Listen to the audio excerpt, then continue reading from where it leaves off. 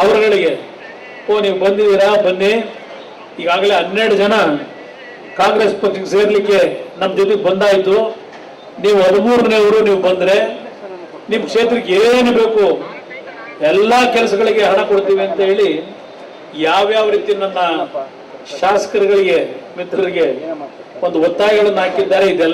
ಇದು ಒಂದು ಇತಿಹಾಸ. ಇದು 136 ಸ್ಥಾನಕ್ಕೆ ಗೆದ್ದ ನಂತರ ಜನತಾ ದಳವನ್ನು ಸರ್ವನಾಶ ಮಾಡ್ತೀವಿ ಅಂದರು. ಇವತ್ತು ಇಲ್ಲಿಗೆ ಬಂದಿದ್ದೇವೆ. ಈಗ ನನಗೆ 2018 ಇನ್ನೊಂದು ಹೇಳ್ತೀನಿ ನಿಮಗೆ, 2019 ಬಹುಶಃ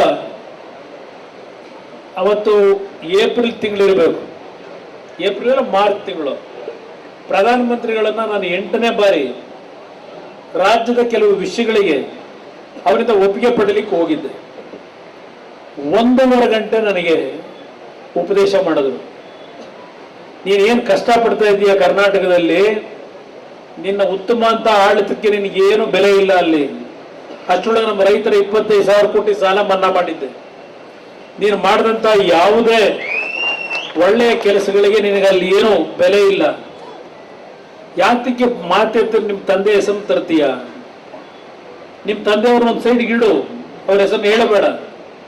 ಇವತ್ತು ತೀರ್ಮಾನ ಮಾಡು, ಇವತ್ತು ರಾಜೀನಾಮೆ ಕೊಟ್ಟು ನಾಳೆ ಹೊಸದಾಗಿ ಮುಖ್ಯಮಂತ್ರಿಯಾಗಿ ಪ್ರಮಾಣ ವಚನ ಸ್ವೀಕಾರ ಮಾಡು.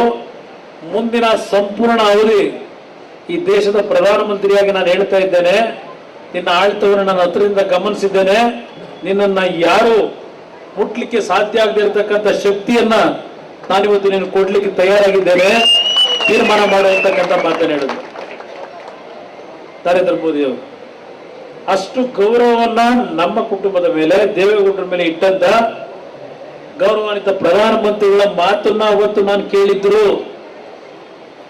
ಬಹುಶಃ ನೀವೆಲ್ಲ ಇಷ್ಟೊಂದು ಕಷ್ಟ ಅನುಭವಿಸಿ ನನ್ನನ್ನ ಇವತ್ತು ಈ ಪರಿಸ್ಥಿತಿಯಲ್ಲಿ ನೋಡ್ತಕ್ಕಂಥದ್ದಕ್ಕಿಂತ ಮುಂಚೆನೆ ನಿಮಗೂ ಸ್ವಲ್ಪ ಕಷ್ಟ ಶ್ರಮವನ್ನ ಕಡಿಮೆ ಮಾಡ್ಲಿಕ್ಕೆ ನನಗೆ ಅವಕಾಶ ಇತ್ತು. ಆ ಒಂದು ಅವಕಾಶ ಕಳ್ಕೊಂಡೆ ನಾನು.